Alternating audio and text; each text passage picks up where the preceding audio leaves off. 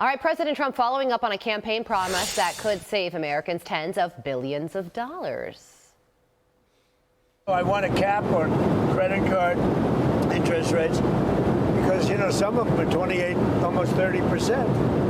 And that people don't know they're paying 30%. We're putting a one-year cap at 10%, and that's it. They know it. They've really abused the public. The credit card companies have totally abused it. I'm not going to let it happen. So the question, of course, is what does this mean for your bank account? Here to break it all down for us is Taylor Riggs, co-host of The Big Money Show. Taylor, good morning to you. So the average credit card interest rate is over 20%, and the president says that is excessive.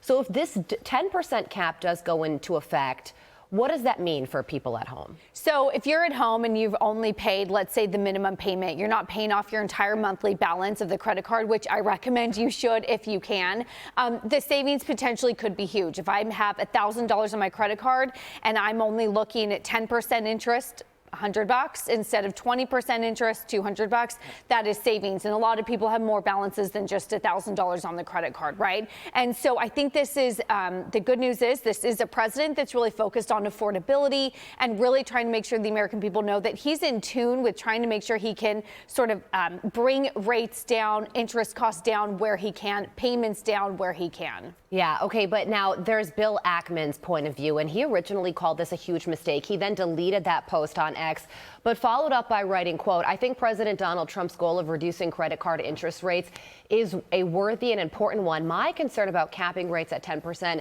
is that doing so will inevitably cause millions of Americans to have their credit cards canceled as credit card companies lose the ability to adequately price subprime credit risk." And that is the concern, that people with bad credit will lose their credit cards. Yes. So I agree with Ackman. Just a face value, this is not a good proposal, and I'm going to tell you why.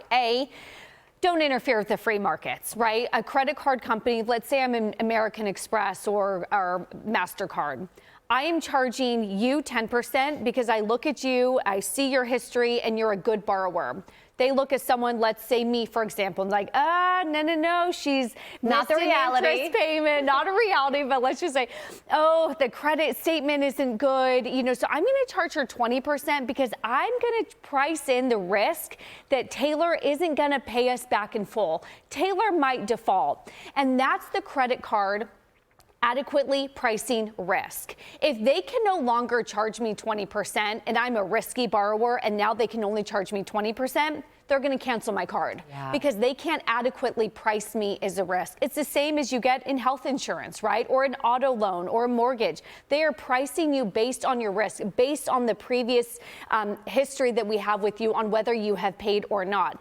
The other side for higher borrowers who have a better credit is this changes potentially your rewards. Right. Let's say you pay $500 every year for a big credit card, and that's the annual payment that you make, but in return for that, you get big rewards points.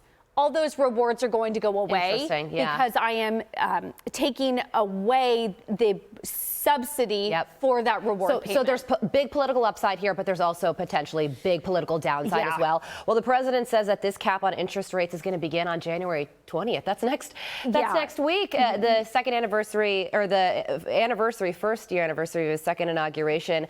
Really quickly, how is he going to get banks to agree to this? I don't think they are. I would be shocked if this actually went through, again, because this is interfering with the free markets, and these card companies are going to say this doesn't work. So again, this is great that the president is trying to come up, and I give them credit for trying to come up with ideas to make life more affordable. At the end of the week, we are looking at what's coming in cash, what's going out as I'm trying to prepare my household budget. This isn't going to work. Americans owe a total of $1.23 trillion in credit card balances in just the third quarter of last year. So leaving things off with that notable figure there. Taylor, thank you so much for joining us. I'm Steve Doocy. I'm Brian Kilmeade. And I'm Ainsley Earhart. And click here to subscribe to the Fox News YouTube page to catch our hottest interviews and most compelling analysis.